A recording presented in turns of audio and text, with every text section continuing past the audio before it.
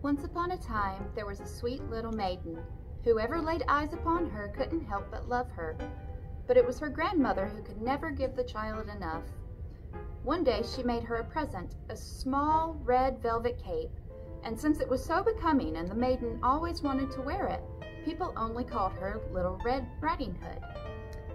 One day her mother said to her, "Come, Little Red Riding Hood, take this piece of cake and bottle of wine and bring them to your grandmother.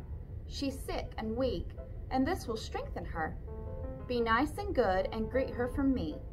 Go directly there and don't stray from the path, otherwise you'll fall and break the glass and your grandmother will get nothing."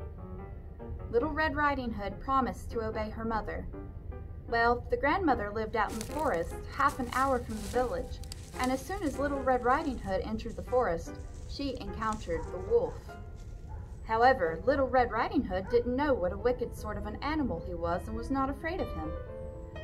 "Good day, Little Red Riding Hood," he said.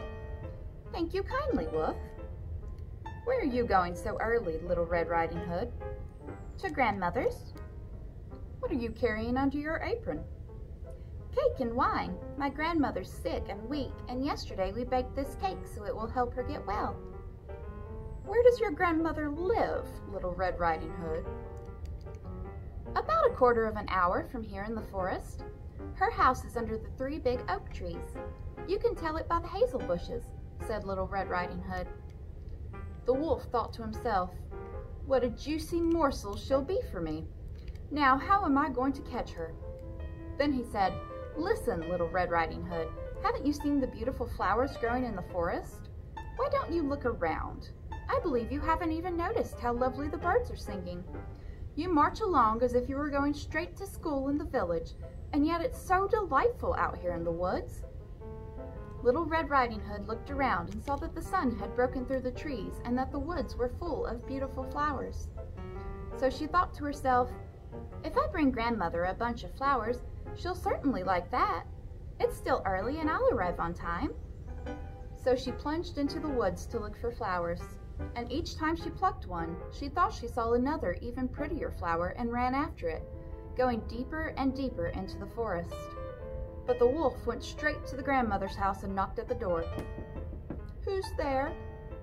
"Little Red Riding Hood, I've brought you some cake and wine. Open up." "Just lift the latch," the grandmother called.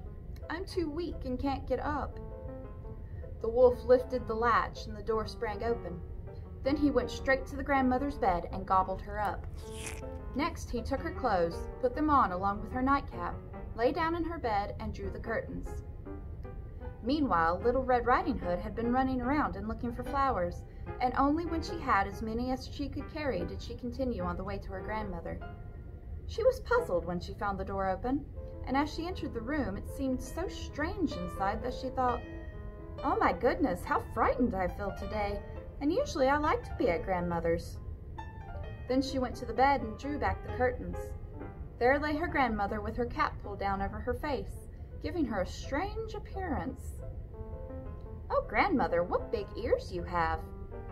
"The better to hear you with." "Oh, grandmother, what big eyes you have."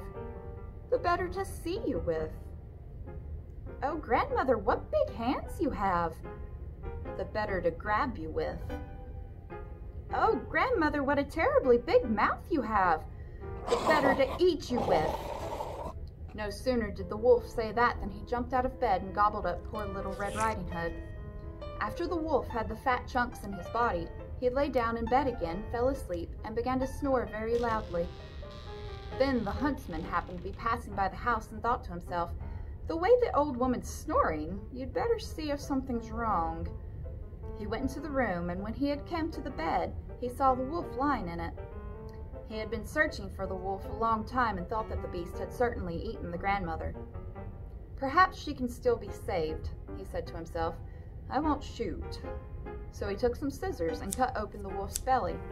After he made a couple of cuts, he saw the Little Red Riding Hood shining forth, and after he made a few more cuts, the girl jumped out and exclaimed, "Oh, how frightened I was! It was so dark in the wolf's body." Soon the grandmother emerged alive. Little Red Riding Hood quickly fetched some large heavy stones, and they filled the wolf's body with them. When he awoke and tried to run away, the stones were so heavy that he fell down at once and died. All three were delighted. The huntsman skinned the fur from the wolf. The grandmother ate the cake and drank the wine that Little Red Riding Hood had brought. And Little Red Riding Hood thought to herself, "Never again will you stray from the path by yourself and go into the forest when your mother has forbidden it." It's also been told that Little Red Riding Hood returned to her grandmother one day to bring some baked goods. Another wolf spoke to her and tried to entice her to leave the path, but this time Little Red Riding Hood was on her guard. She went straight ahead and told her grandmother that she had seen the wolf, that he had wished her good day, but that he had had such a mean look in his eyes that he would have eaten me if we hadn't been on the open road. "Come," said the grandmother, "we'll lock the door so he can't get in." Soon after, the wolf knocked and cried out, "Open up, grandmother! It's Little Red Riding Hood, and I've brought you some baked goods." But they kept quiet and didn't open the door. So the wicked wolf circled the house several times and finally jumped on top of the roof. He wanted to wait till evening when Little Red Riding Hood would go home. He intended to sneak after her and eat her up in the darkness. But the grandmother realized what he had in mind. In front of the house was a big stone trough, and she said to the child, "Fetch the bucket, Little Red Riding Hood. I cooked sausages yesterday. Get the water they were boiled in and pour it into the trough." Little Red Riding Hood kept carrying the water until she had filled the big trough. Then the smell of sausages reached the nose of the wolf. He sniffed and looked down. Finally, he stretched his neck so far that he could no longer keep his balance on the roof. He began to slip from the roof and fell right into the big trough and drowned. Then Little Red Riding Hood went happily and safely to her home.